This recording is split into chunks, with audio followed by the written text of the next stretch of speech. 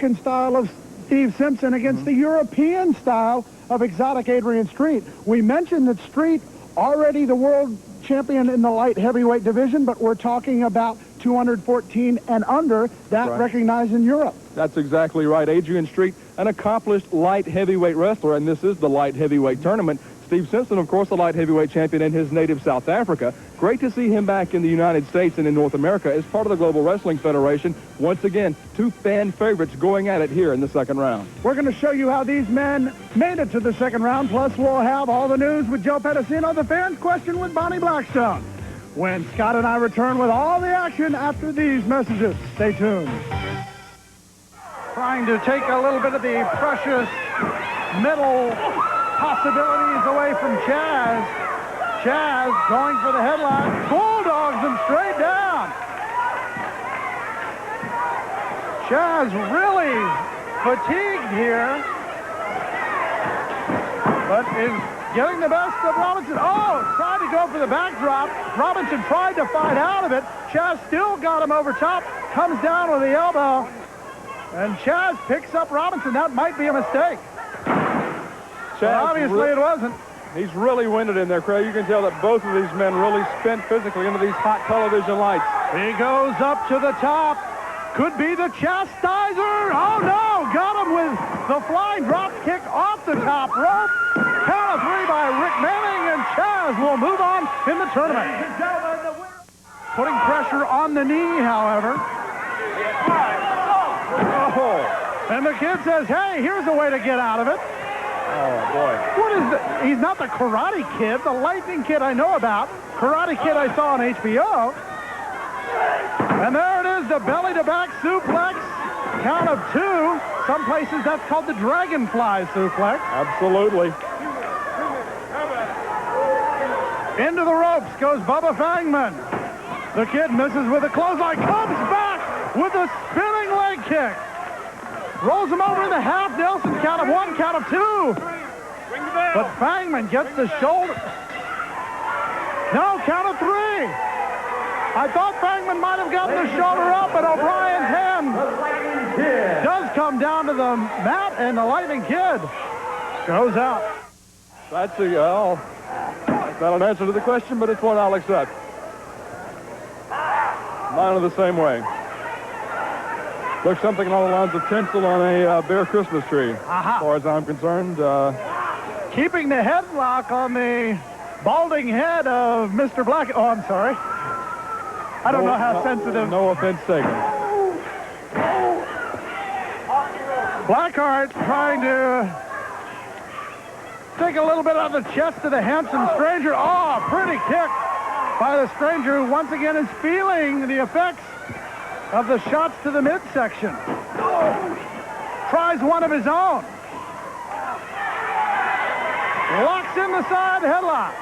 Sets him up for a suplex. No, this stranger is going to send this man to the showers. He's his own biggest fan, Craig, no doubt about that.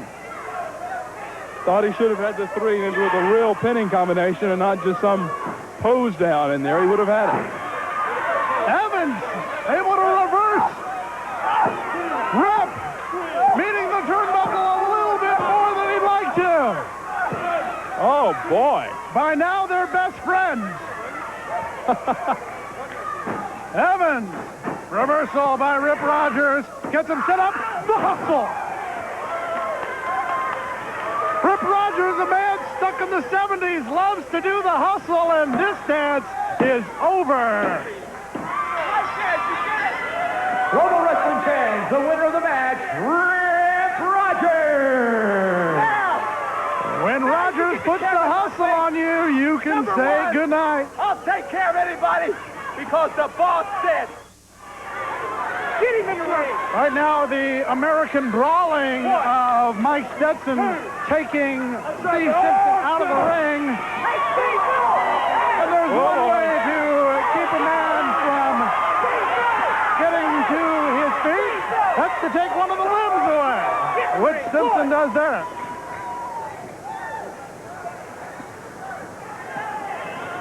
Now, with one bad wheel, Simpson going to work, goes in. Simpson now moves his way to the outside of the ring. Up to the top rope. The high flyer from South Africa. Cross body block. Count of 1, count of 2, count of 3. Steve Simpson will advance. And right now it's getting the best of the Iceman as you get the limp look, so to speak, right down on top of the two competitors.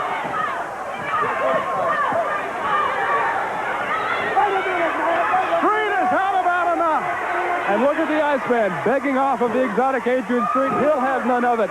He takes the action right back to him, but don't count the Iceman out here. He's been around too long to beg off and really mean it. I don't think that was sincere. Right now, Street going to work. And Street thrown over the top.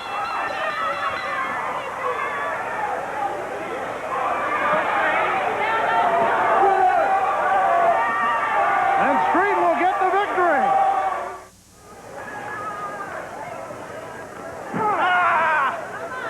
Bandolero obviously hasn't trimmed the fingernails lately. Now going to work. Right, forward!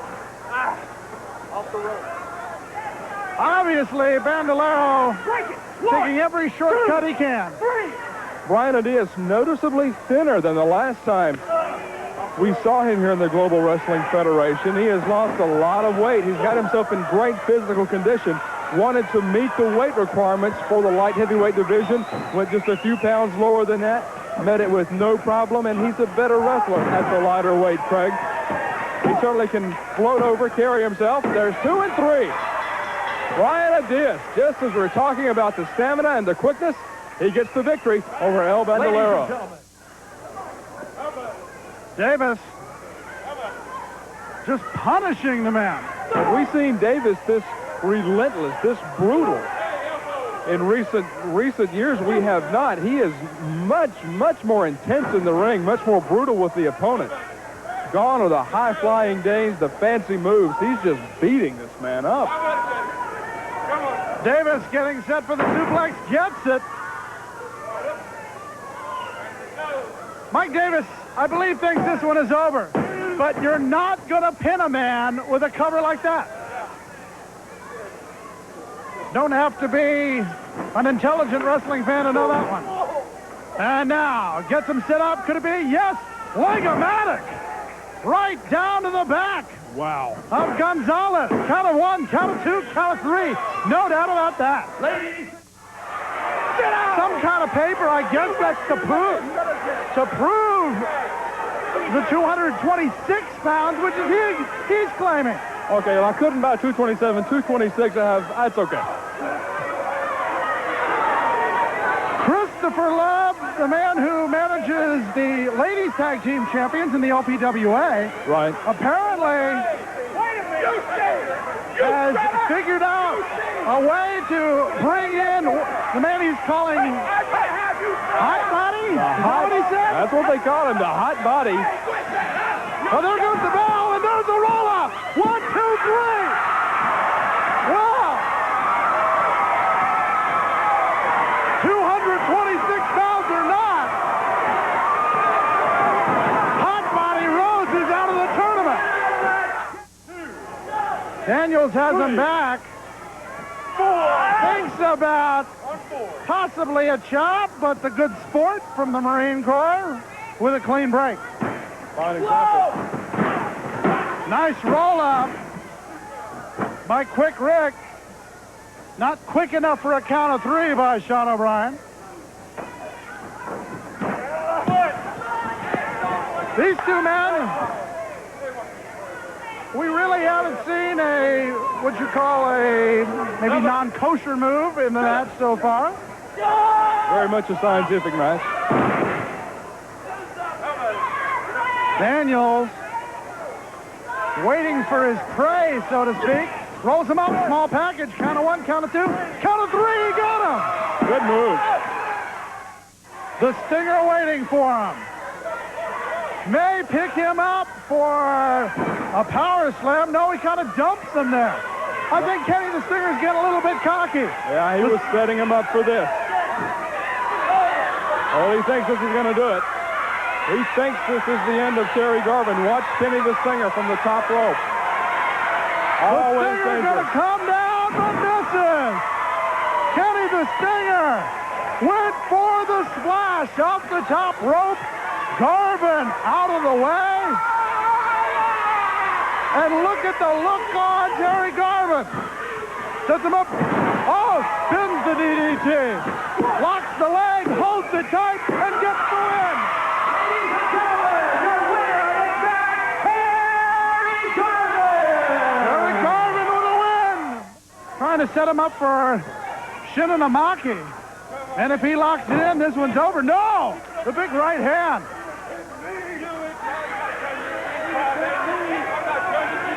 Tatum confident that he's got Germany well in hand. Kick to the midsection once, now twice. 3 times by John Tatum.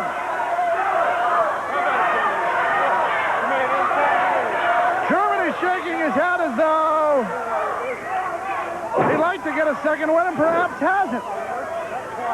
Chris Germany now coming back against John Tatum. Tatum spins him in, and this is a great sequence here, and there's the experience.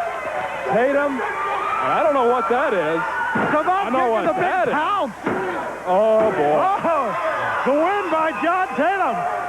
Ladies and gentlemen, the winner of the match, John Tatum. Fans in the NBA, when George Gervin hit the court, they said the Iceman cometh. Here in the Global Wrestling Federation, the Iceman returneth. Iceman King Parsons back in the GWF Iceman. You've won world titles in almost every major wrestling federation. Why are you now in the Global Wrestling Federation? Like you said from the beginning, I'm no stranger around the world, you understand. But I'm here for a reason and not for a season. And Global, you in my neighborhood, you understand. And ain't nobody whooping Iceman in his own backyard. And far as the Global title, I don't think it's going to look no better on anybody else than myself. So, hey, Global, all you competitioners out here that think y'all number one, sign the contract. Because Iceman bore none. Like I said, I'm here for a reason and not for a season. Have mercy. He's the Iceman, King Parsons.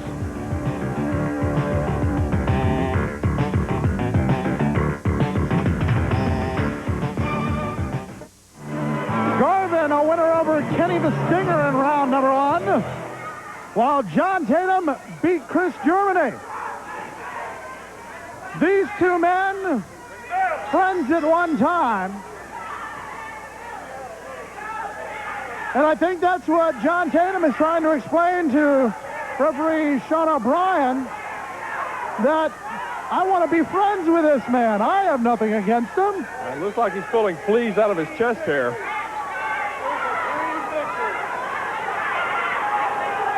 Sean O'Brien kind of perplexed about Oh, this, wants boy. to give Garvin a hug, and Garvin will have nothing of that. Good move, Terry Garvin. Well, he's the man of 1,000 faces, and he's wearing them all right now, Craig. I think you At refer least 2 of them. you refer to him as the bionic pout. I've heard that. Absolutely correct, though. Gets more mileage out of a facial expression than most men do with a drop kick. Sometimes both as powerful. True. Very true. Garvin and Tatum tie up. Referee stance. Back into the ropes. Sean O'Brien with a count. And a clean break by Hollywood John Tatum, who extends his hand in friendship once again. And now extends both hands. And Garvin says, "Oh, don't give me any of that." John Tatum, truly. Now what do we want to use here, Craig? He's not a man without a country. He's not an island unto himself. He's just strange. Terry Garvin has proven, to coin a phrase, a man that gives no hugs and takes no hugs. Oh, good. At least not from John Tatum. Another early start. Terry Garvin getting the crowd into the match now. The chant of "Go Terry, go!" You hear him here at the Global Dome. Now, what kind of maneuver is that? Well, Tatum claims to be well-versed in the martial arts. What was it, he told us once, a 52nd degree black belt? I think the marshal he's talking about is the guy that works at the garage down the street. Obviously. Well, he tried the karate chop there. Tries at that time. Garvin rolls under and says, enough of the martial arts. Here, take a look at this. Good old Louisville right, just like Muhammad Ali would have done it back in his heyday. Absolutely. Craig, these two men used to run on the same side of the fence. Used to be good friends, did Hollywood John Tatum, as you take a good look at the man from the West Coast. And now Terry Garvin from Louisville, Kentucky, used to be good friends. Used to have the same attitude about things, the same attitude about the fans, and, well... Interesting predicament there. Hollywood John Tatum wanting to demonstrate his martial arts, pulls a man from ringside to do it. Well, they certainly are not friends now, and that's obvious. And the crowd's certainly behind Terry Garvin, who has trimmed his hair and bulked up his body. Turned himself into one heck of a fine wrestler, Craig. Now, Tatum apparently giving some instruction to Sean O'Brien, trying to explain to him what's going on. Well, I tend to doubt that Sean O'Brien needs any help in being an official. But even if he does, John Tatum is not the man to give him the advice he needs.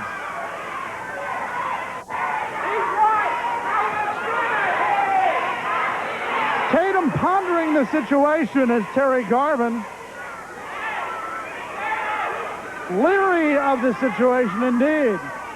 Oh, yes, I'd be glad to extend my hand in friendship. Yes, please. And now Tatum's the one who's not so sure about it.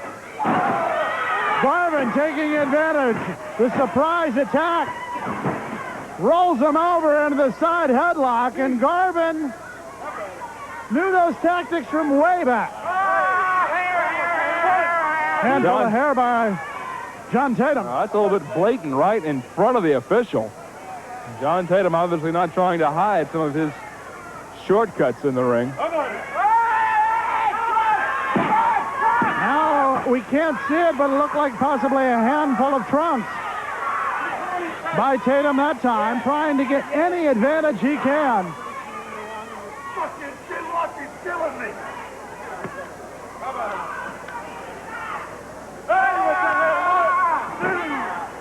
Every shortcut that can be taken, having nothing to do with the shortcut of hair of one Terry Garvin.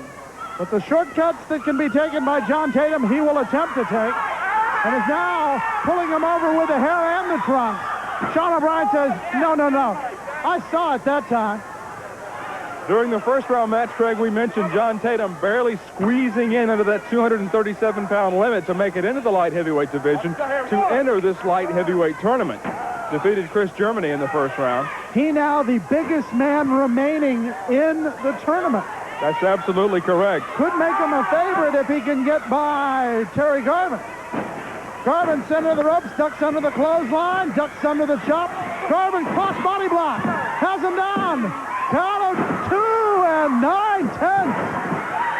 And Terry Garvin was ready. He knew that John Tatum, if he can hold him for 2 and 9/10, he's just a little bit away from getting that count of 3. And Garvin needs to move in for the kill here. Tatum's going to take a break. So will we. Back with more of this action when we return. John Tatum having a meeting, not quite a town meeting. I don't think those citizens want anything to do with that. They were trying to convince John Tatum to leave the ring and go back to the dressing room, but apparently he doesn't pay too much attention to them.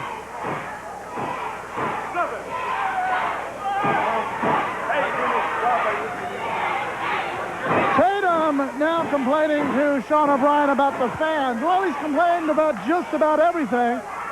Pretty soon he may leave the ring and lodge a complaint in the suggestion box at the concession stand. Well, we would encourage that there, as the fans here at the Global Dome certainly do let us know what they think about the action here.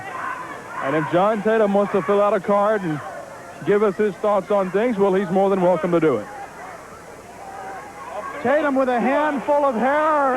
O'Brien calling for the break. Tatum's risking disqualification. Breaks the hold, granted, but then adds the chop to the chest. The savate kick. Tatum, oh my. 52nd degree. That's something less than impressive.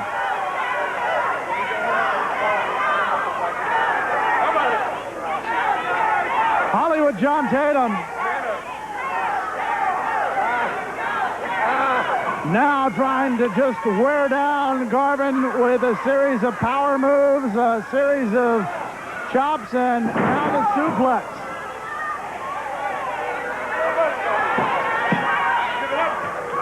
Terry Garvin feeling the impact on the lower back. The bionic pout has turned into a smile of sorts for John Tatum, who thinks he hasn't won. But with a cover like that, you're not going to get any wins. Terry Garvin breathing in heavily, trying to get some of the air back taken away by the moves of John Tatum. Tatum trying to wear him down after the chops, after the suplex. Now going with a rear chin lock. You got to watch John Tatum here. He could very easily slip that elbow up under the chin, onto the throat to make it a chokehold. Senior official Sean O'Brien in there, making sure things stay on an even keel here. Everything on the up and up.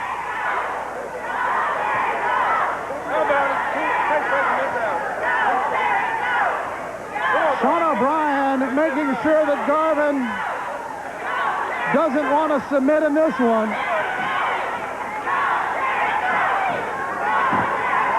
The winner of this match will take on the winner of Jerry Lynn and Private Terry Daniels match. Garvin with a comeback over the top rope. Not a DQ in the Global Wrestling Federation, as John Tatum taking full advantage of that. And Terry Garvin really a long drop from way over the top rope all the way down to this floor here at the Global Dome, and Garvin very slow to get up and get back in the ring. There's a look at the man from Louisville, Kentucky, having a hard time catching his breath and getting back in the ring. Some light heavyweights enjoy flying over the top rope, but when the trip goes like that, I think they'd rather have another travel agent than have to feel the punishment of going over the rope like Hollywood John Tatum sent Terry Garvin on that occasion. Tatum tried to pull Garvin in. He goes for the sunset flip.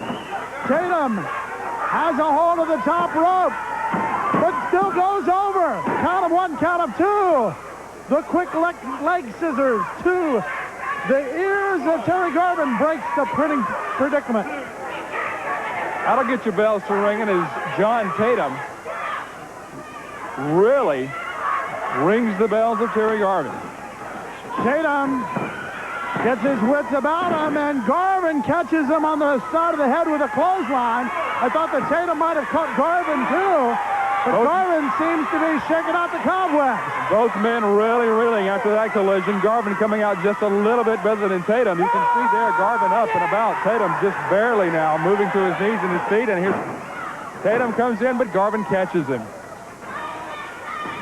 Tatum into the elbow. Count of two. And John Tatum able to escape. Garvin climbs the ropes. You can count along with the fans on this one.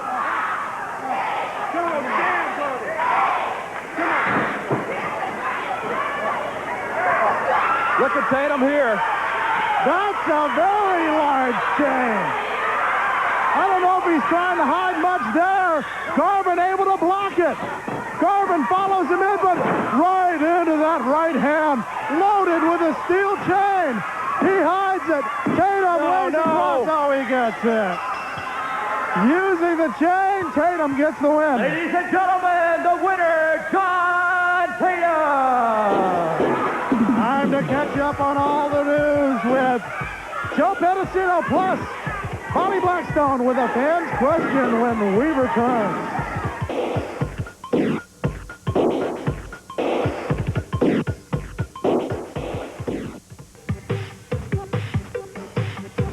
Well, the first round of the light heavyweight tournament is history. Hello, everyone. I'm Joe Pedicino here in the newsroom backstage at the Global Dome. And yes, the first round is over, and there were several of the competitors that really stood out.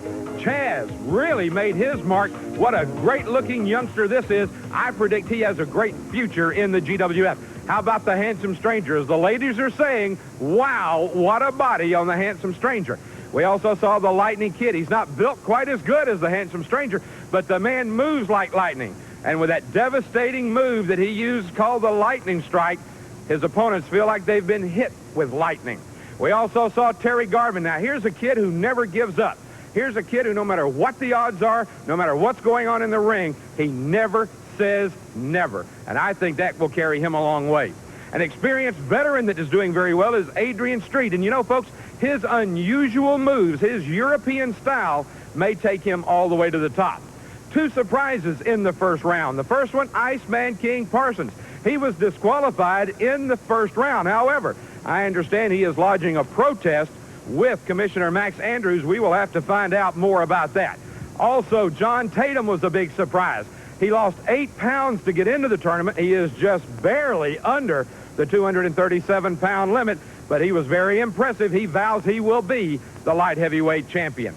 Let's turn our eyes now to Japan, where the All-Asian Invitational Tag Team Tournament is taking place.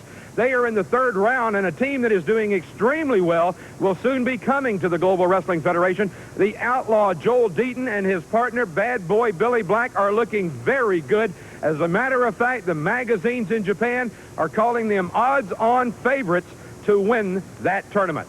Who is the real giant in professional wrestling? That debate is going to heat up when the 7'7", 440-pound Paul Bunyan, the Canadian giant, makes his debut soon right here in the GWF. Till next time, I'm Joe Pedicino. And I understand, Jennifer, you had a question for Hollywood John Tatum. What is that? I wanted to know if he was looking for a valet. A valet? No, I was going to ask if he was looking for a valet. No. She wanted to ask a question. You want to ask a question? I think everybody wants to know, is Hollywood John Tatum on the hunt for a valet? Later on, we will ask the Hollywood Blonde that question here in the Global Wrestling Federation.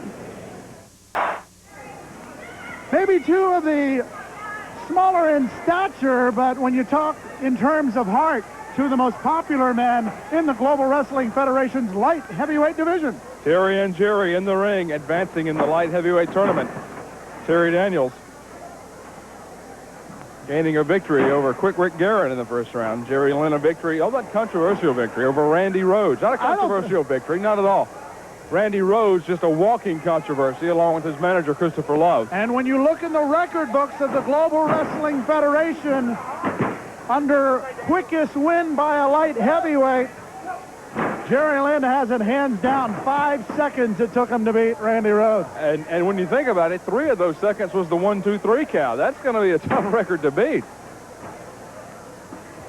The lockup as Lynn moves into the side headlock.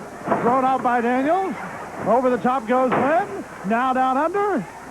And reversal by Lynn. No, blocked. Spins over, catches him, tries to hip toss again. Daniels trying to get him with a clothesline. Lynn flips it over, turns it in, pinning predicament, count of 2. Whoa, these guys are going fast. Good chain wrestling. Counter after counter after counter by Terry Daniels and Jerry Lynn. Jerry Lynn, one of those athletes that every coach would love to see, lettered in 5 sports in high school: gymnastics, soccer, basketball, track, and wrestling. When did he have time for all this? I don't know. Maybe he didn't have much of a social life. But boy, I tell you, with all those letters and all those different sports, I'm sure he had them beating down his door out there. Obviously, Jerry Lynn and Terry Daniels spent a lot of time in the gym, both in good shape. Good show of sportsmanship.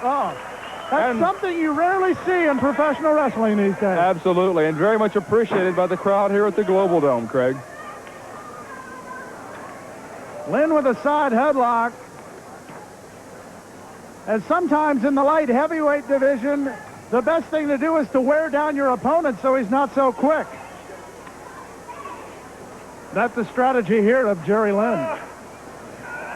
Well, these two men accomplished light heavyweights, where some of the bigger men, and we talked about this, Craig, some of the bigger men who squeezed in out of that 237-pound weight limit are not used to wrestling the lightweight style. These two men have never wrestled anything but the lightweight style, and they are going to be, that's going to be a factor in the match with each other and in whoever advances in the tournament between these two.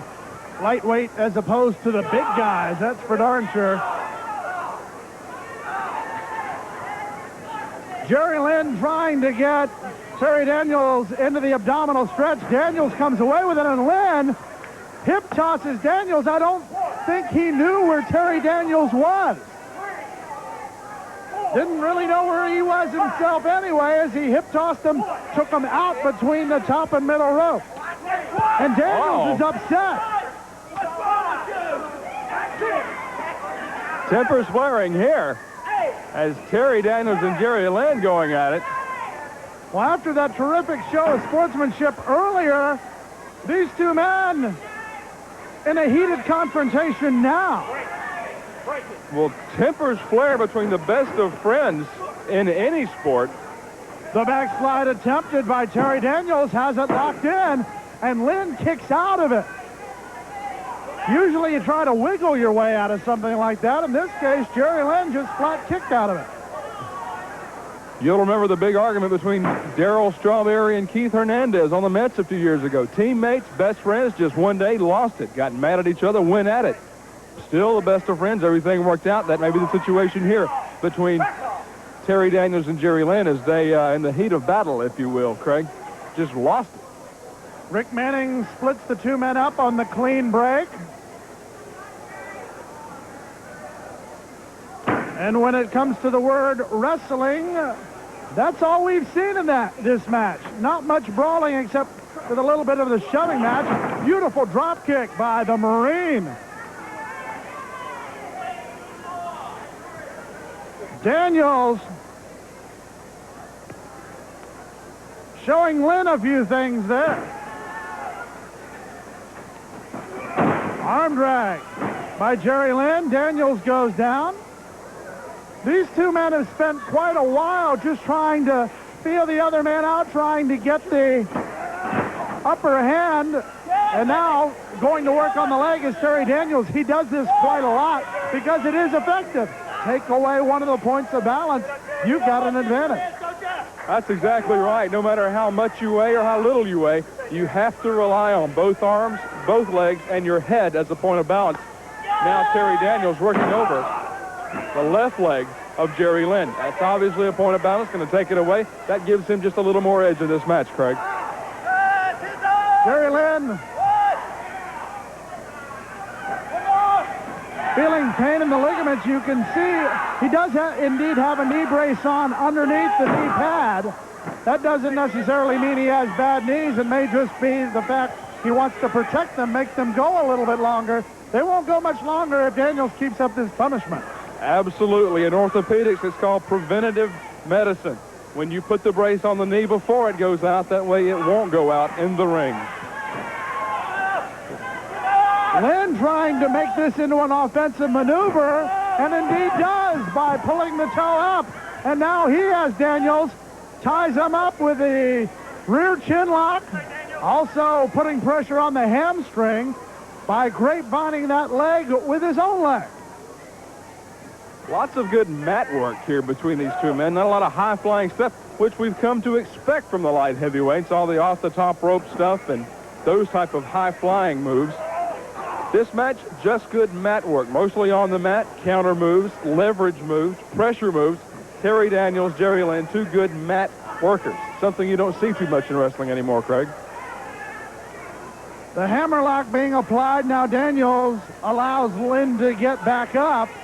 In the corner they go. Daniels would like very much to get into the next round, going for the upper hand, missed with that move. Oh, boy. Lynn goes up to the top rope. Daniels makes his way up. Lynn comes flying, cross body block, catches him, locks the leg. Count of 1, count of 2, count of 3. Jerry Lynn will advance.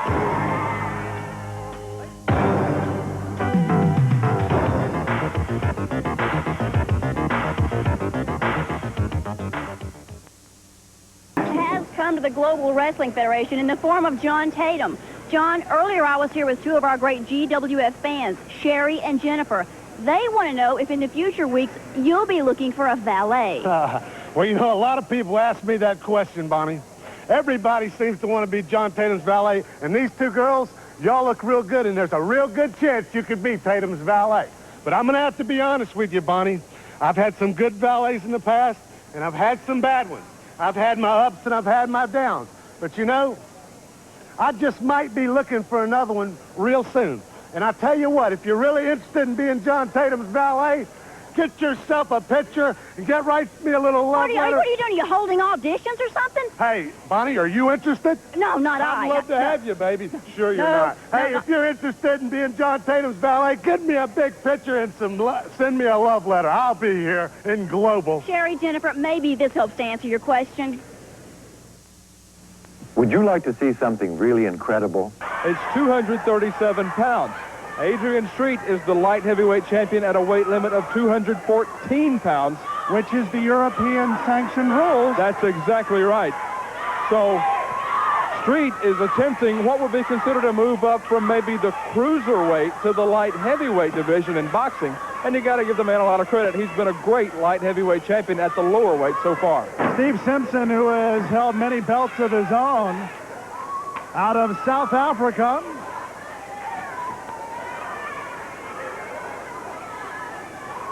We have seen a very good scientific match in our previous match.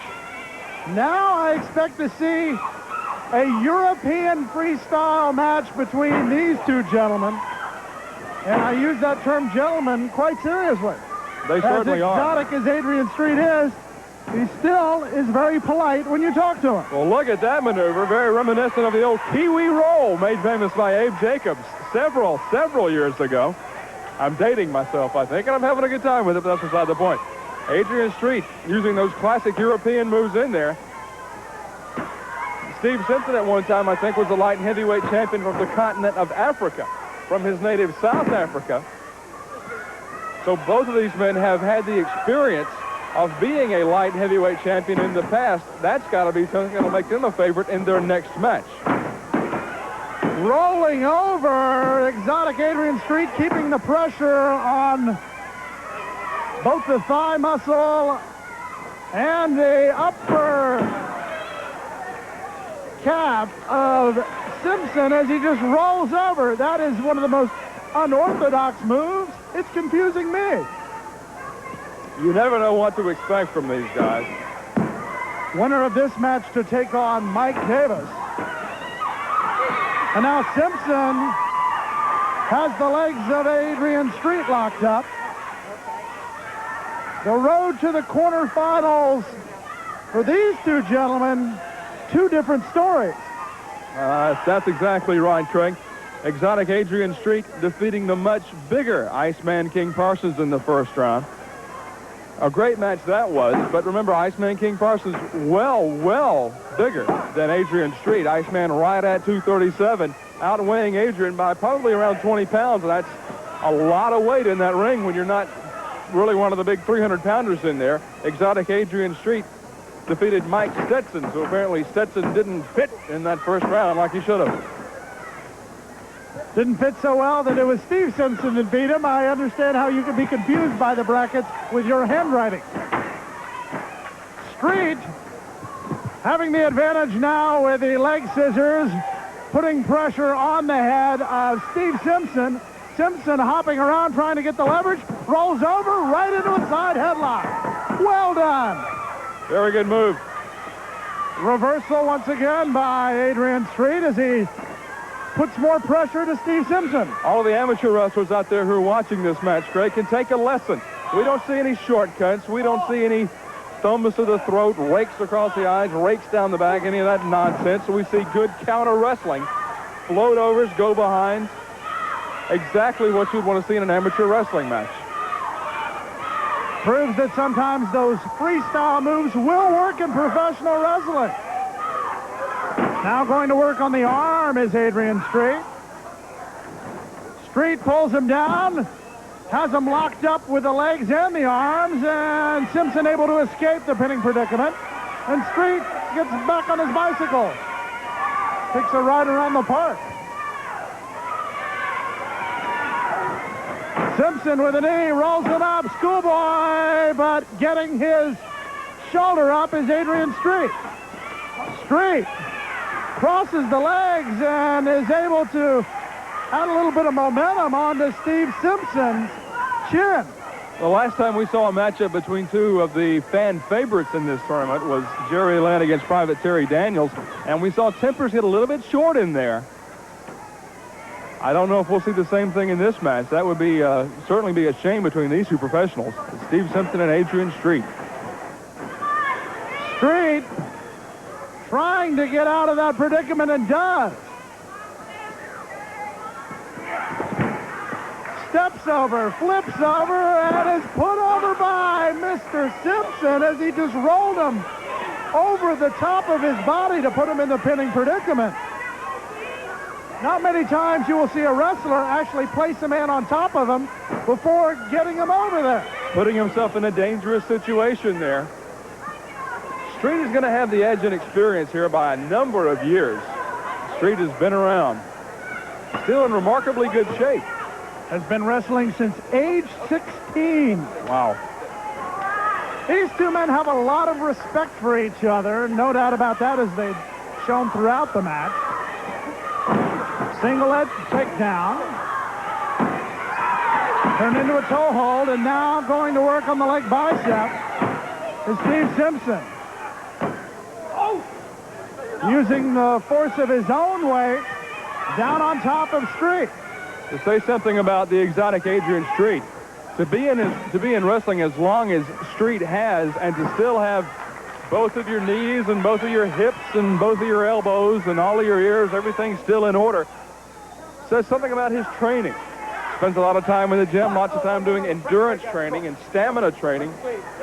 So it's not necessarily going in the gym and pumping all the weight you can in 1 day or 2 days. It's doing the 10, 12 miles a day in road work, riding the stationary bicycle, doing some isometric exercises. Well, that's an interesting way that they didn't teach you in any gym that I know of. Just go up, grab the man with a flying leg scissors, pull him down.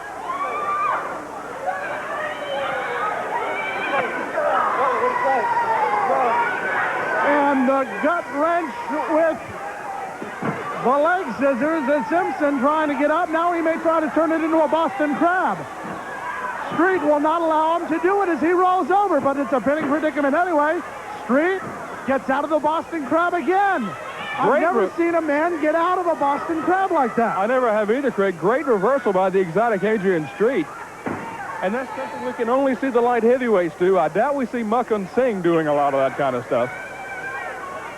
But when you're a light heavyweight, carrying around that 220, 225 pounds, as exotic Adrian Street does, you can turn your body. You can get out of holes like that and escape the obvious pain a Boston Crab from Steve Simpson would put you in. Now, Street apparently thinks he may have some leverage here by putting the legs on top of the shoulders, but Simpson able to turn it to his advantage until Street comes away with the arm, rolls over, gets the advantage, and slips it into a hammerlock. Just excellent counter chain wrestling here by Adrian Street. The Bulldog, but that may have hurt Street as much as it hurt Simpson, as apparently Simpson's head went into the ribs of exotic Adrian Street. Fans have not seen this kind of wrestling action and really don't quite know how to take it here.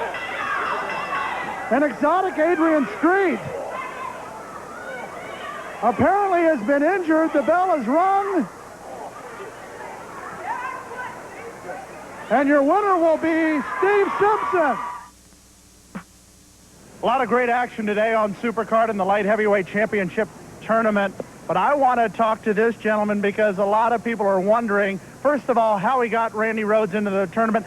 Second of all, what does it feel like having your man beaten in a GWF light heavyweight record 5 seconds? How I got him in the tournament is because he only weighs 226 pounds. Please.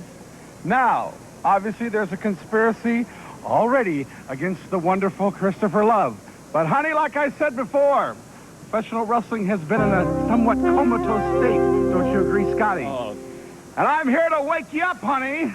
And I plan to do that. You have a very poor taste in ties. I could teach you how to dress too, honey. Now, who did you get to sign this letter that said he was 226? A certified notary public. Now, let's drop that, honey, because on to bigger and better things, honey. What are those tag team tournament coming? And I already have one. This is the body of the 90s, honey. And I'm going to find somebody just as pretty and just as trim as he is, honey. And we are going to be the next tag team champions of Global Wrestling Federation. What an ugly man.